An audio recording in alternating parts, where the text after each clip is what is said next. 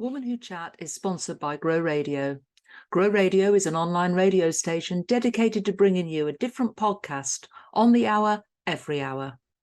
I'm proud that Woman Who Chat is played on Grow Radio every Tuesday at 3 p.m. and Friday at 8 a.m. and to be a part of their podcasting community. If you want to listen to the station, explore their shows, check out many of the blogs to improve your podcasting skills, or get your podcast onto Grow Radio, head over to growradio.uk today. Welcome to Woman Who Chat, and today I'm chatting to Kate Whitley of the Strategy Success Lab. Hello, Kate. Hello, Sandra. Thank you so much for having me here. Now, you came into my world several years ago, and then we've sort of moved in sort of parallel directions, and we came together when you came into the Woman Who community, which is fantastic. But tell us a little bit about your journey and how you got to be doing what you're doing now. How I got to be doing what I am now? Well, I'm a lot older than what I look. I'm going to just put that out there. So I've had a lot of experiences and I've had all sorts of different journeys through life. And each one of them has got different stories. I didn't know that I had ADHD. So a lot of my life was spent navigating through, not realizing, not knowing, but luckily managed to be able to, do lots of coping strategies. But what that gave me was this, because although there are many downsides, it gave me a thirst for knowledge. It gave me a curiosity that I needed to know everything. And luckily, I'm a quick learner. And also, one thing I also look back and realize about myself on all my journey paths is that, you know what, when I've tried something and I think it's just not going to work, I'm not afraid to quit. I won't stop and think, oh, I've got to keep going and keep going. Honestly, that's not me. And that has probably saved me. Now, have there been occasions when perhaps I shouldn't have quit? Undoubtedly. Who hasn't? You look back and think, oh, I think I might have given up a bit too early there. But so I started out, I had a child very young, and then everyone told me, oh my gosh, that's it. You've ruined your life. And I thought, I don't think it has. Thank you very much. I'm going to show you. And I guess the first time, I've always been an entrepreneur at heart. I've always worked for myself, always tried to do little businesses. The very first business I had, I tried to scale. And I also realized about the pitfalls in all of those sort of things. So I was 12 and decided with my friend that we were going to sell some of the apples from the orchard up the road to people at school, cheaper than what they could get them in the school canteen. So we got big bagfuls, took that and made a fortune out of it. Well, say a fortune, we charged 5p each or something silly. And then the capacity started to kick in when we went back to try and get some more and got caught by the farmer.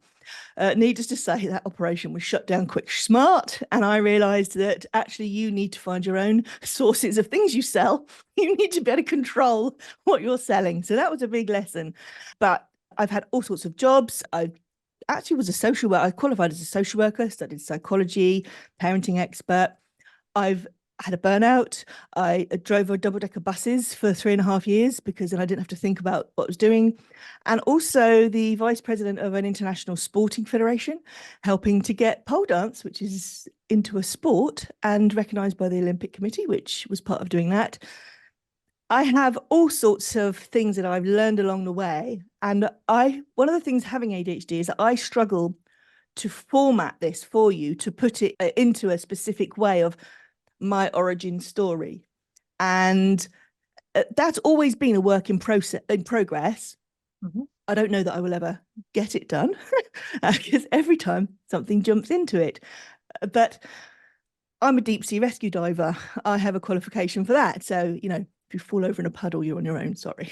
It's too shallow for me. I love it. Wow, what a varied past you've got, and so many different bits in there. We could make 1 million podcasts from that.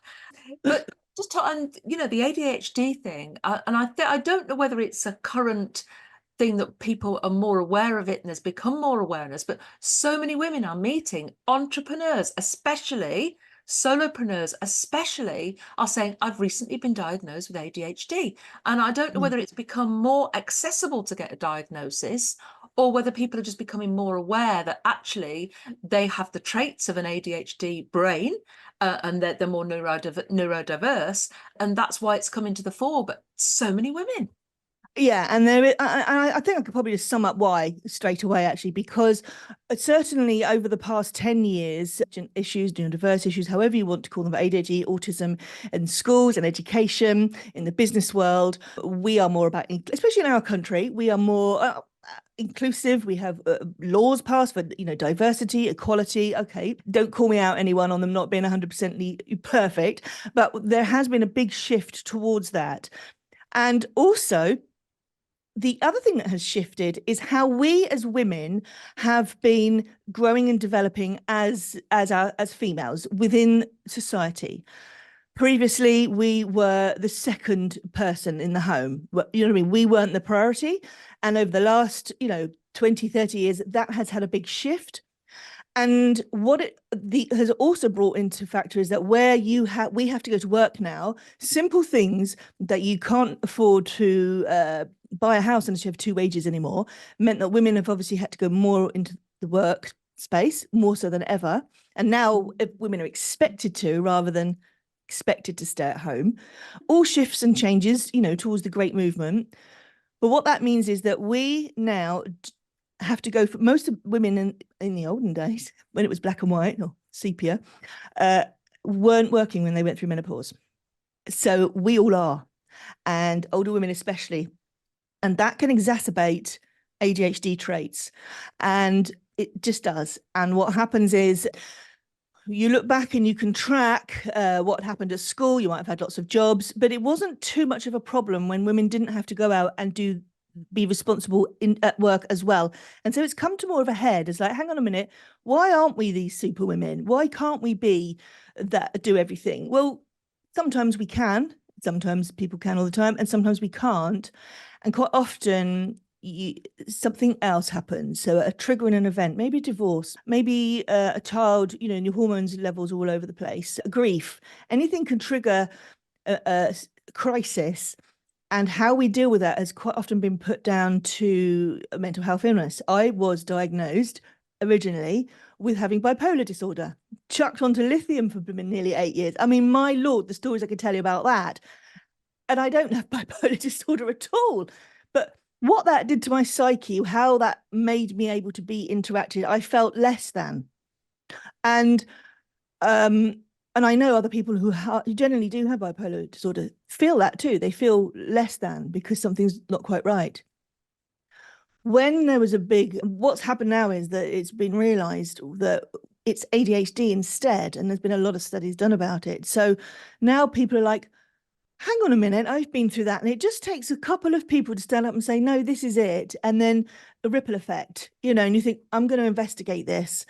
Some people choose to get diagnosed. You don't have to. It doesn't necessarily mean you're going to get any help, because there isn't any, unless you have medication. I chose to because I needed to know that all the things I hadn't felt that I had achieved, like normal people, it wasn't because I wasn't good enough.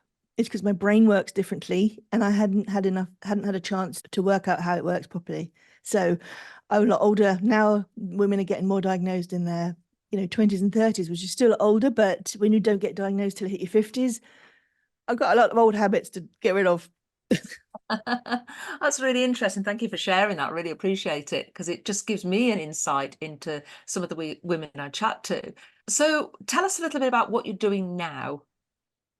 So I'm doing business strategy consultancy, and what that involves is that when we have an online business, it involves a lot of different parts, a lot of different pieces. And mostly the people who are in business, you specialize in one thing. So a wellness coach is going to be an extra specialist in what they do. One of the reasons they went into that profession is because that's what they're good at. They probably weren't great with computers. I mean, really setting up the techie side of stuff, understanding marketing. You sort of do what the general consensus of things is. Why would they need to learn everything?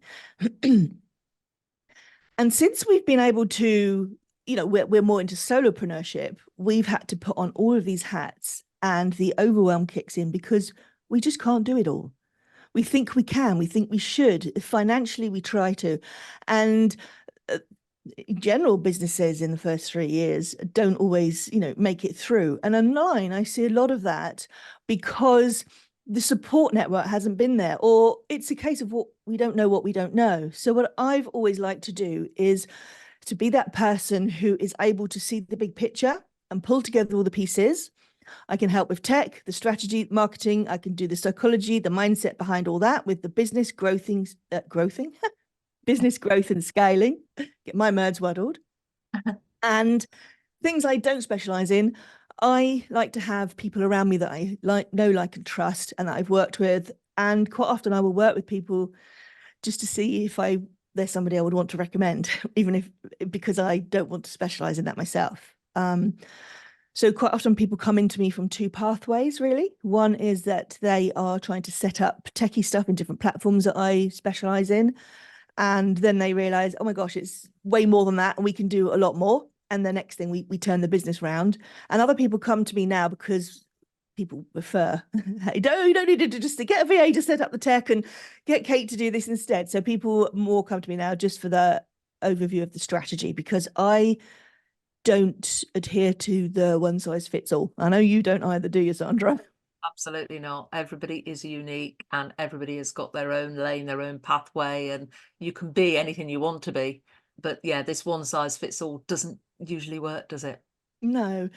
And I see a lot of, I've helped a lot of people set up, a lot of people who are now doing very well and very successful. I've had the privilege of helping them actually behind the scenes set it all up.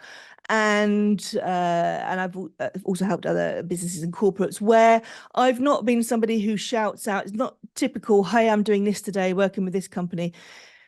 When you get to a certain type of business, that's not what you do. We don't go out and post every 5 minutes when we're doing something. A lot of time people don't know that actually a lot of people out there I've actually helped set up and seen the insights. And, I'm not going to spill the beans. Why would I? It's wrong. It would be rude, unethical. But what I have seen is how much utter tripe some people try and pass off as very expensive programs, and that irks me. Yeah. And I think it's about being honest. It's about being transparent with your clients. It's about, treating each client as an individual and an individual business, because one person's pathway might not be another person's pathway. And you've just said, with ADHD, you work in a different way maybe to somebody else that hasn't got ADHD. And you need to recognize that different people learn, different people are more comfortable with doing things in different ways. I want to talk to you a little bit about mindset, because I see this regularly. A lot of people, whether they're entering my awards or they're going to speak on stages or whatever they want to do, and they come to me, and I find they have different blockages. And quite often there's a common thread that runs through whatever they want to do. And it's, I'm not good enough. I can't do that. Oh, you look amazing when you do that. You make it look so easy, but I could never do that. Oh no, I'm not confident enough to do that. And it's the same triggers that run through every single thing. And I believe this is a mindset issue more than a capability issue. I think everybody can do everything. They just have to find the way that works for them. And I don't want to hold any woman back because she believes in her head that she can't do something, because it's always a way. If you get a roadblock on the M6, you find a detour. You still get to your destination. You just have to go a longer way around. So there's always a way. What's your view on mindset and fixed and growth mindsets? I say I see a lot of people with the same things as well. I think with a lot of the time, because it's people coming to me with tech stuff, they can't do stuff. They have the I can't do. And that's actually quite factual. They can't do it. But what's behind that? What the problem I see is the fact is that they feel like they should, and that stops them from asking for help before, and just trying to learn everything and thinking they need to know everything. Now, it could be a financial. What I have noticed is that with a financial mindset impacts how we work, how we operate, how we work with others. Now, I don't mean, and I really want to put this out there, I'm not someone who just says to you, right, you need to just raise your prices and everything's going to be fine. That's not what I mean. I had a conversation with somebody the other day, and she said to me she was looking for a VA and she wanted the VA to do some specific tasks. And she had to pay her £20 an hour. And I said, is that all? And she went, what do you mean? I thought that was quite a lot. And so we ended up having this whole conversation, and she had sort of based coming into the world, and she'd even been in the world for a little while. She had based an hourly rates and worth on what you would get if you worked for an employer. So I said to her, okay, so they only have these many hours with you. During that time, they've still got to pay for the heating, the lighting, all the things, subscriptions to all the platforms on the computer, everything that they need to do. I said, and the taxes, if they're going to have a decent amount. I said, so maybe you find somebody who just needs to earn a bit of, what we used to call in the olden days, a pin money or side hustle. I said, but my experience is most VAs now are professional women or men who want to just earn a decent living online working for themselves, which means you have to charge more because you have all the extra expenses. The employer only has to pay you £13, £15 an hour for admin work because they're covering everything else. And that was a big shift in mindset. And they were absolutely quite, sort of knew that, but hadn't really taken that into consideration. And I said, so you're judging if you want to pay for something, you will have to pay more for it. And it's not because, oh, the online world just charges more. We have to, otherwise we can't work. You might find somebody who's starting out. Once they start learning new skills, you would expect them working for an employer to get a promotion. You'd get them to have increments each year. Yeah. And so we have to do that too. Yeah. If we've learned new skills, we can charge more because we've now got new skills to do and help, and we could be faster, quicker, have more knowledge. That was a big mindset, and it had stopped her growth because she just couldn't find the right person to outsource certain tasks to. And she couldn't recognize the value of freeing up her time to then do something that she really enjoyed doing. I don't know if it's like the step before I can't do it, And I've come across that. In fact, this morning I was speaking at an event and I was trying to explain to the women in the audience that, sometimes you want it all straight away, but you can't have it all at once. You can have it all, just not all at the same time. And you just got to do one thing at a time. If you're starting a business, it's this comparisonitis. You see a woman out there doing it and you think, well, I need to do it exactly the same. But you don't. One step at a time, because they've done a lot of hard work to get where they are. They haven't just gone, ta-da, I'm here. They've actually spent years and years. If I look back, I've probably spent the last 20, 30 years on my personal development, developing myself, my knowledge, my learning, as you have. No, I haven't learned to scuba dive, but do you know what I mean? It's all skills have a value. And I think that's what a huge mindset shift when you go into self-employment. It's that thinking of yourself as not an employee, but the leader of your own business. And I think that's a huge mindset shift. And some of the people that come to me and say, I'm not good enough, are coming from a background or a place where they've constantly been put down or comparing themselves to others. Yeah, 100%. And they do say that especially at the moment, we're talking about, women have discovered, like I did, that it's actually ADHD. We have heard probably 80% more, stop doing that. You can't do that. You shouldn't do that, than anyone else. So that really does, like you say, it goes into your psyche and it impacts your ability to make decisions, because if you can't trust your own judgment, you end up in this self-perpetuating cycle where it's like, well, I can't do that because for whatever reason, but I'm going to try anyway.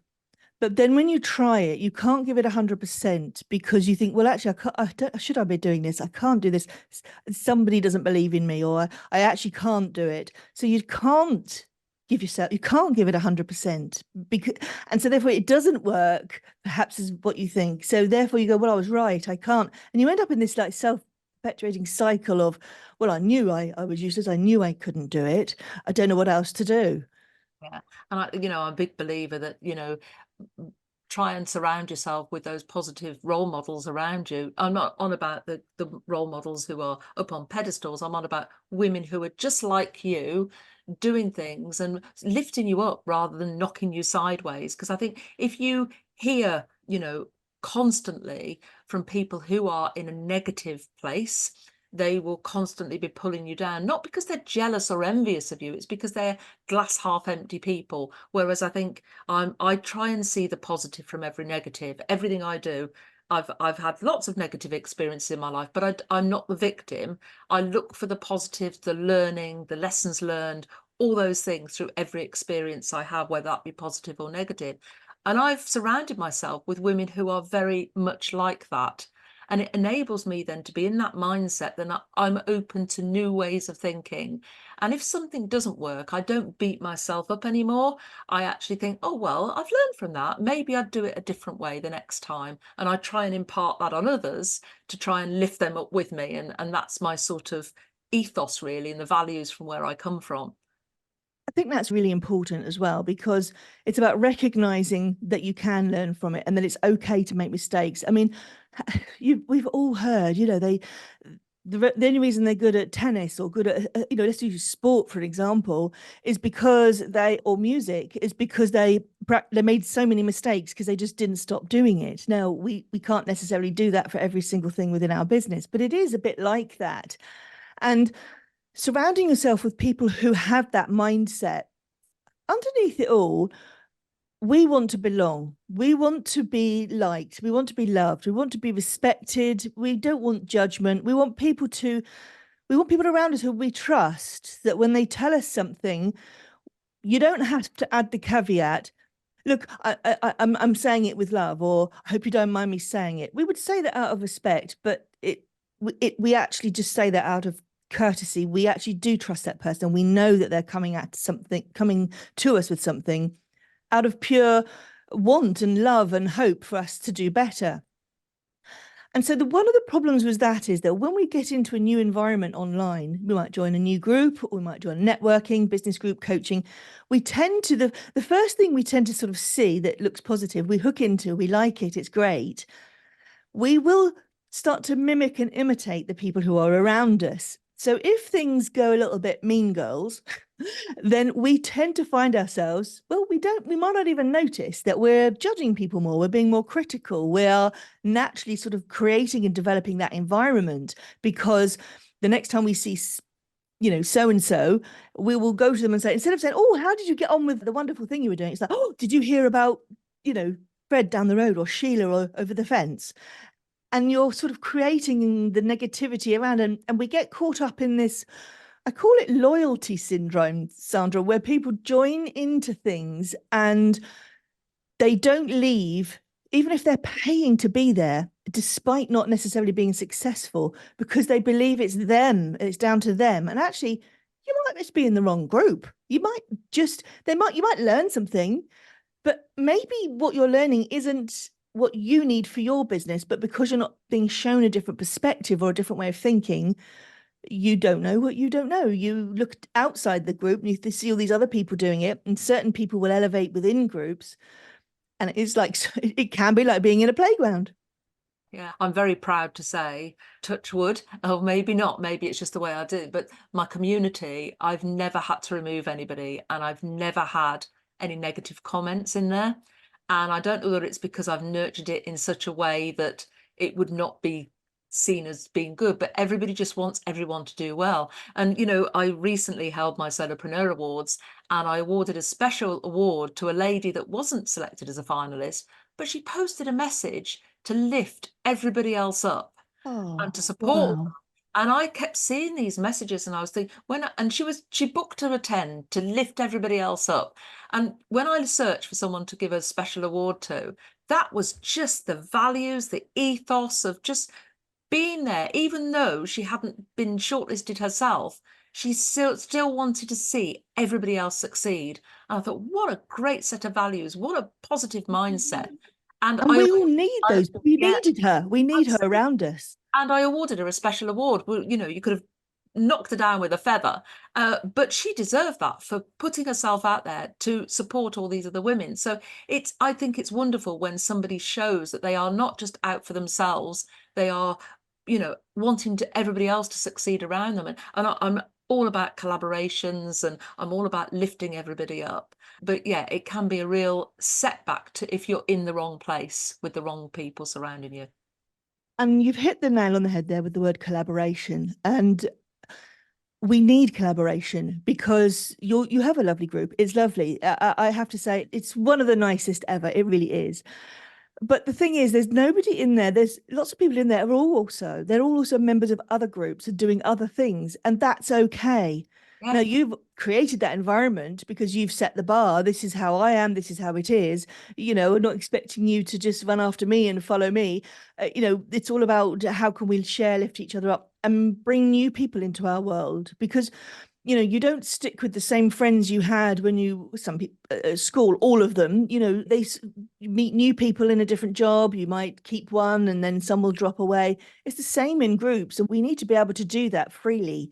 We need to be able to know that other people are doing well around us because it gives us that comfortable feeling that we're in the right place. And when we're not feeling great, which is a lot of the time as solopreneurs, it could be something simple that we know that there's somebody there we can have a little chat to. And one of the great things I've discovered about this is that how often that we spark ideas from each other, just a simple conversation, and you can just come away just sparking ideas that, oh, I didn't think of that. And it just, off you go.